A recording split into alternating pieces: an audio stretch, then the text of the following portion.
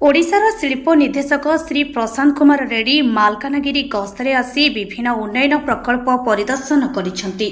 परिदर्शन समय Chitrakonda blocker बड़पोदा educational complex परिदर्शन करी शिक्षा केन्द्रर स्थिति शिक्षा व्यवस्था विषय सीधासलख छात्र छात्री आलोचना करथिले। शिक्षक छात्र छात्री मानकु किभली भल पाठ पढ़ाई 10 रे A1 ग्रेड रे अधिक पिला उत्तीर्ण हेबे से विषय प्राधान्य देथिले। चिलामंगल अधिकारी श्रीनिवास आचार्य को एथिप्रति तदारख करने को कहिथिले। चित्रकोंडार जंतापाई और लाउगुड़ा ठारे थिबा ड्रागन फल चाष प्रकल्प को परिदर्शन करथिले। प्रकल्प रे थिबा हिताधिकारी मानक सह ड्रागन फल चाषरु मिलुथिबा लाभ विषय रे आलोचना करथिले। उक्त प्रकल्पर 3टी पाचरे 25 एकर जमी रे ड्रागन चारा रोपण करा जाउची। जिलापाल मालकानगिरी श्री आशीष ईश्वर पाटिल उक्त फल चाष आईटीडीए मालकानगिरी दिया जाउथिबा सहायतार फायदा उठाइबा निमंते हिताधिकारी को बुझाइथिले।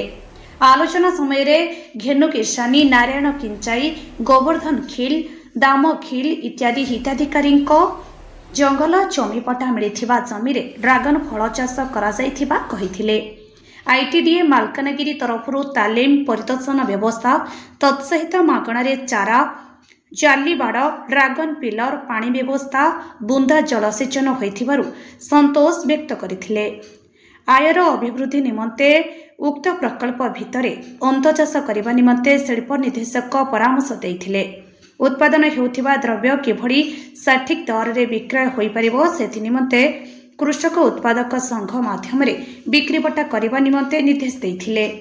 कृषि उत्पादन क्लस्टर कार्यक्रम सेतु योजना माध्यम विभिन्न विभाग सह समन्वय रखी करने निमंते मत देथिले। प्रकल्प प्रशासक श्री हलधर सबर उद्यान विभाग समन्वय वैज्ञानिक पद्धति रे बुंदा जलसेचन और आच्छादन कराई ड्रागन चाष और अंत चाष करासिबो बोली कहिथिले। लाउगुड़ा ग्राम्य रास्ता को कंक्रीट रास्तार संप्रसारण करने निमंते जिलापाल गोष्ठी उन्नयन अधिकारी श्रीमती प्रीति कुमारी को निर्देश देथिले। प्रकल्प परिचालक आईटीडीए मालकानगिरी श्री विश्वनाथ मिश्र कार्यक्रम परिचालना करथिले। चित्रकोंडा ठारे थिबा बहुमुखी प्रक्रियाकरण केन्द्र परिदर्शन करथिले। परिदर्शन बेले स्वयं सहायक गोष्ठीर सभ्या हलदी प्रक्रियाकरण और विक्रय व्यवस्था विषय पचारि बुझिथिले। हलदी को समस्त मंगल विभागर हॉस्टेल और विभिन्न सरकारी संस्था सह प्राथमिक पर्यायर बिक्रीबटा व्यवस्था करासिबार योजना कराଯାଇथिबा प्रकल्प प्रशासक कहिथिले।